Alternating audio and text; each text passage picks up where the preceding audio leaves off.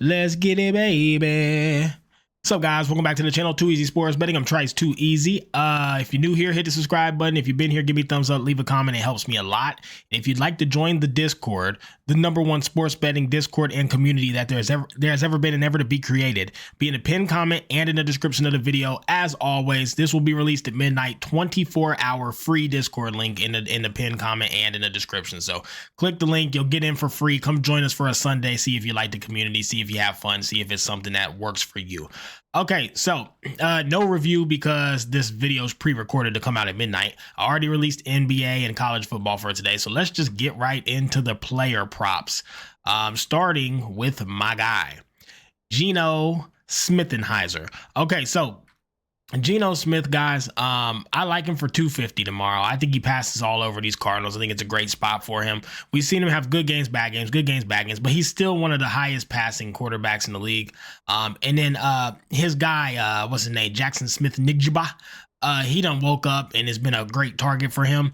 In the games he did bad. I mean, he did bad versus Buffalo, bad versus 49ers. Tomorrow versus the Cardinals, though, I think the way the defense schemes match up with how they run offense, he should be passing like crazy. I wouldn't be surprised if he goes 275, 300. So love this play. I'm on it. Next, Jared Goff, guys, 245.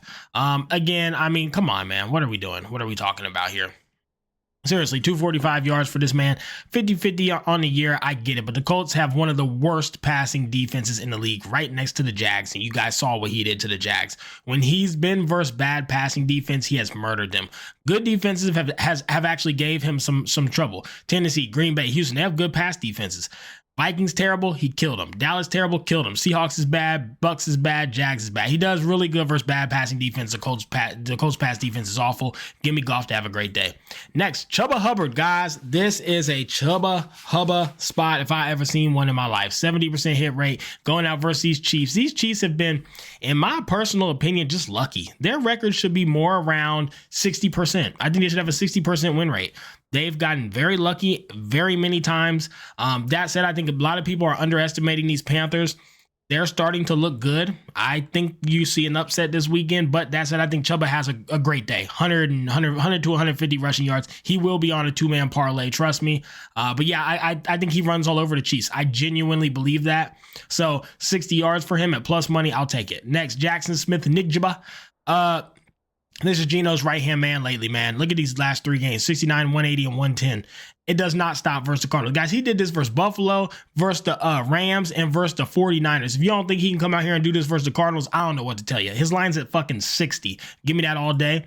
Brock Bowers is at 60 as well. Now, I am a little worried because the Broncos defense is excellent. Like, it is locked the fuck down defense. That said, though, a lot of it comes from just stopping people from scoring in the red zone. And he is a tight end. They are not that great versus tight ends. The problem is there's not a lot of talented tight ends right now, and most teams are keeping their tight ends back to block coverage. Raiders don't do that. They send him out like a receiver. He should be able to eat up any linebacker who they put on him. And if they put a corner or safety on him, they're too small. Brock should have a big game. I like his line a lot. And then, of course, this is extra. So I'm on these five. These are my 5 player props, guys, okay? Let's get into the actual games, talk about them, go over each one and where I'm at, what I'm leaning. All right, so first things first, you got the Cowboys, you got the Commanders. Guys, for me, this is a Commander spot at 9.5.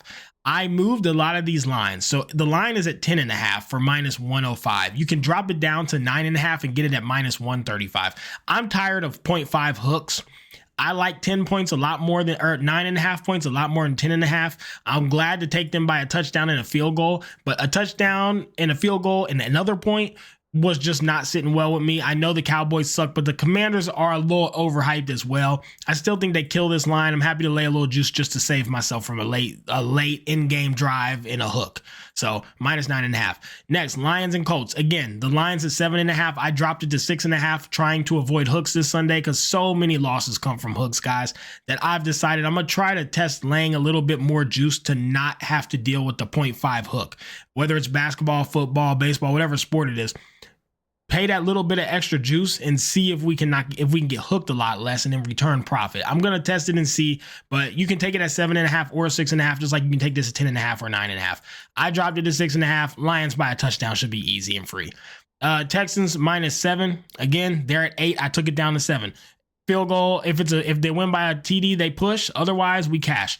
Didn't like 8. Didn't like the chance to hook. I think these lines have been pretty damn sharp, and I'm trying to beat them now. So give me the Texans by a touchdown. Oh, my bad. I'm sitting here telling you what I played. Didn't even talk about why. First things first, Cowboys Commanders. The fucking Commanders suck, okay? I'm sorry, the Cowboys suck. That's why I'm on the Commanders. Cowboys suck. Commanders should be able to just dominate them. Cowboys are instant fade for me. There's not much else to talk about. Lions and the Colts. Lions minus 6.5. You have one of the best teams in the league versus one of the worst teams in the league. The Colts suck, and their defense is awful. The Lions destroy bad passing defenses. So it's a Lions spot, hole and hole. You're taking the Lions versus anybody anyways, right?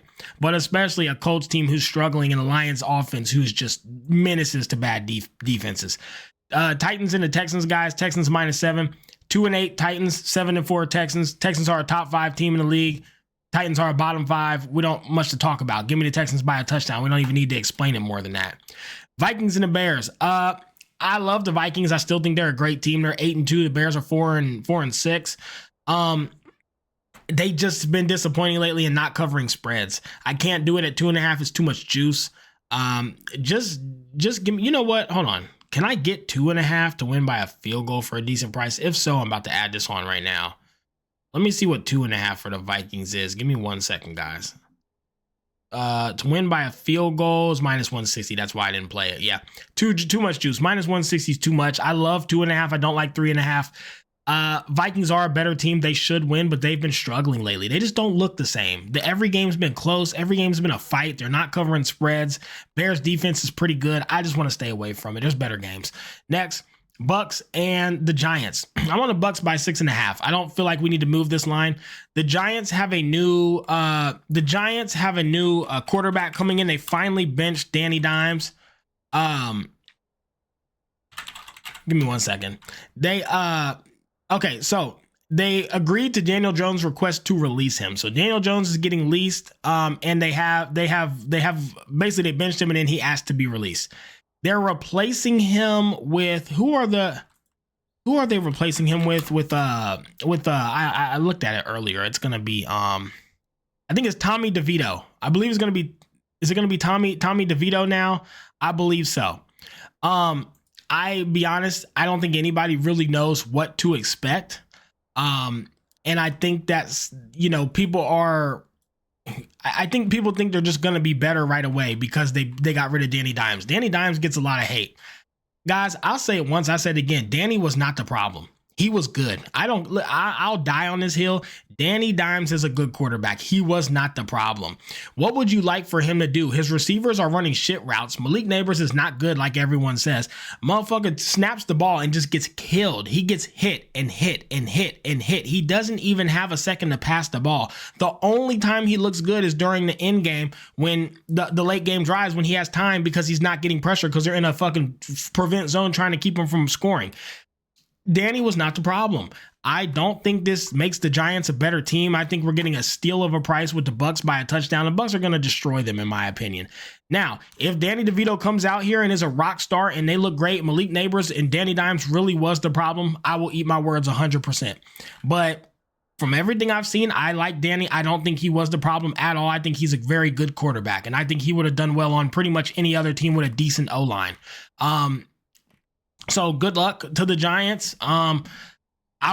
Listen, I'll die on this hill. Danny Dimes was not the problem, and Tommy DeVito's not gonna change things. He's gonna be tired of it. He's gonna be sore in a motherfucker, wondering what he did to deserve this fucking O-line and this trash ass wide receiver core and this god awful team that he's on. You'll see. So. I'll eat my words if I'm wrong, but for now, Bucks by a touchdown is free. Chiefs, Panthers, guys. This one might surprise people. I'm on the Panthers plus 10.5. The Chiefs coming off a loss. Now they're going to see the Panthers, and I think this is a Panther spot. I think Hilba has one of the best games of his career. I think these Panthers come out, fight, keep it competitive, keep it close, and they cover this spread. I don't think they win, but I do think they win, actually. I think the Panthers win, but I damn sure think they cover 10.5. 10.5 is too much. The Chiefs have had every single game be close. They're not blowing people out. It's not even how they play the game of football. It's not how the coach runs things.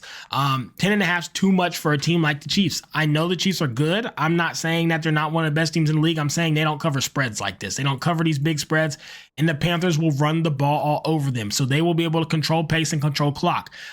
Chiefs aren't the team to just get up big, have a bunch of big plays, get up early. The game should be low scoring, and I think the Panthers cover the spread, so that's where I'm at. Patriots and the Dolphins. Dolphins look excellent, guys. Tua's been phenomenal. Shane's one of the best running backs in the league, one of the best running backs in the league who's super just unrespected and undervalued. Patriots suck. There's not much else to say on this one. Patriots are terrible. Dolphins, since Tua's been back and they're finding their rhythm, they look great. They look like a top 7 team to me in the league since they've got all their players healthy and back together. Patriots bottom of the bucket, so it's not much to talk about. Dolphins by a touchdown, -145. Happy to lay it.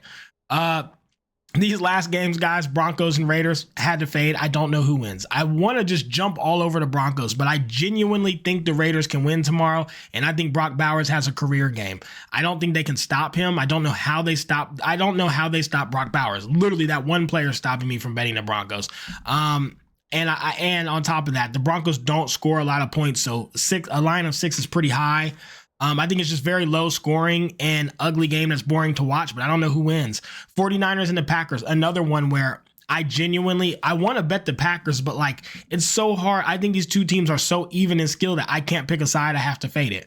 Cardinals and the Seahawks, exact same scenario. I think these teams are so completely even in skill that I can't pick a side. I can't lay points either way. I just have to stay away. And then the Eagles and the Rams for the night game. Again, very even team. The Rams, since getting Puka back and Cooper Kupp back, they're really fucking good. So as much as I would love to just blindly bet the Eagles to win by a field goal, I can't. I can't get there. I'm just gonna fade it. I don't know who wins. These Rams look good on these primetime games too. Thursday nights, Monday nights, Sunday nights. They look good. And the Eagles have flopped at a few of these spots. And the Rams, since they got their full team healthy, look really good. They're all around solid. So it just makes me nervous. I'm going to stay away from it. These 4 games are some of the most even teams, even matchups I've seen. I couldn't cap them. So I'm sorry. I don't even have a lean for you guys. I think the over-unders are sharp. I think the lines are sharp, and I don't know who wins. They're all coin flips to me. If you want what I would do, take money lines and just take the team that's plus money. Like literally, that's what I would do. Take the Rams at +130. Take the Cardinals and Seahawks are a complete coin flip. Take the 49ers at +210. Take the Raiders at +220. Good luck. I just take plus money coin flips. Maybe you'll win a unit. That's what I do because they're so even. All right. So what were my final plays? What am I on?